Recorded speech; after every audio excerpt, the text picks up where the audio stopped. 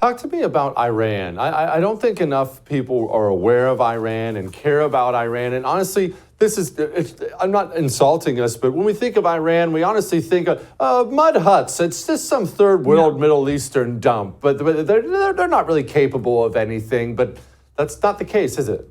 Not at all. And the people of Iran have spent 44 years trying to convince the West that they are not anything like that. They are educated, they're advanced, they are egalitarian, they want to give women rights. They've been on the streets for the last 8 months and in previous years as well. Like I said, for 4 decades, they've been trying to show the world who they are. For the last 8 months, they've been out on the streets saying the only thing we want is regime change.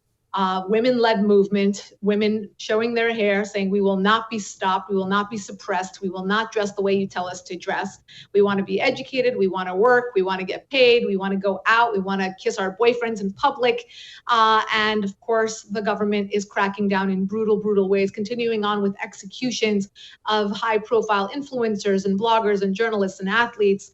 And peaceful protesters. And the United States, the United Nations, Amnesty, all these groups who are so-called champions of human rights are silent. They're silent. Where are the women's rights activists and all the equality activists and the gay activists? I mean, they are killing people for these same rights that we say that we champion so well here in the West. The Biden administration is after a nuclear negotiation. They're after a deal. They're after a handshake. And therefore, they're going to let the human rights violations slide. Not only that, for Americans who are sitting at home and are wondering why they should care about Iran, it's because it affects us here. It has a huge ripple effect.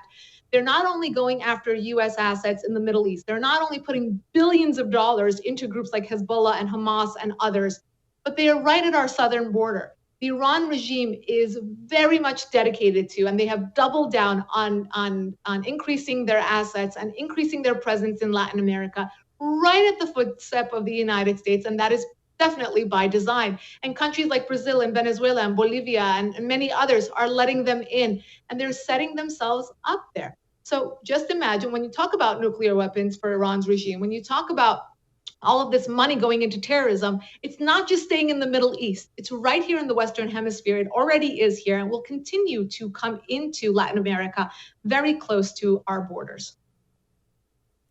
Lisa, can you elaborate just a little bit on why these countries would allow them in? If you're Brazil or Bolivia Right. or Venezuela, what incentive do you have to look at Iran and say, hey, come on in, set up shop here? They're getting something. What are they getting?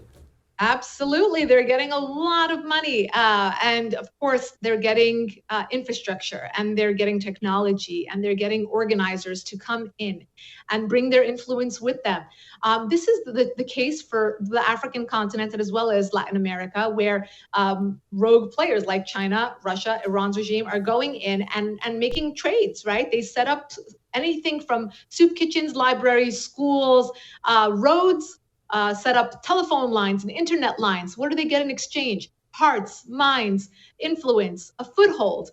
And that's exactly what we should be concerned about in Latin America. It's not just during the Biden administration. We've been warning about this for over 10 years, and no one's been paying attention in Washington about the influence that Iran's regime has had, just miles away from the United States, south of us. And they continue to ignore this threat. And of course, it's too big now. We have elected officials. We have, cultural centers that they're setting up. You think people in Latin America are interested in Islam or interested in the Iranian culture? No, these are money laundering places where they're able to carry out nefarious activities and more than anything else, have a foothold, have a place, have a presence that's very close to the United States. Are you tired of watching your beloved nation fall prey to the insidious grip of communism? The Anti-Communist Manifesto by Jesse Kelly is the ultimate guide to fighting back against this destructive force. Discover the shocking truth about communism infiltrating our education system, corporations, and even environmental movements. Unmask the true agenda behind groups like Antifa and Black Lives Matter and learn how to protect the United States from the most malicious enemy. With extensive documentation of past atrocities, you'll see the undeniable danger posed by this ideology. Arm yourself with knowledge and join the fight to preserve the American way of life.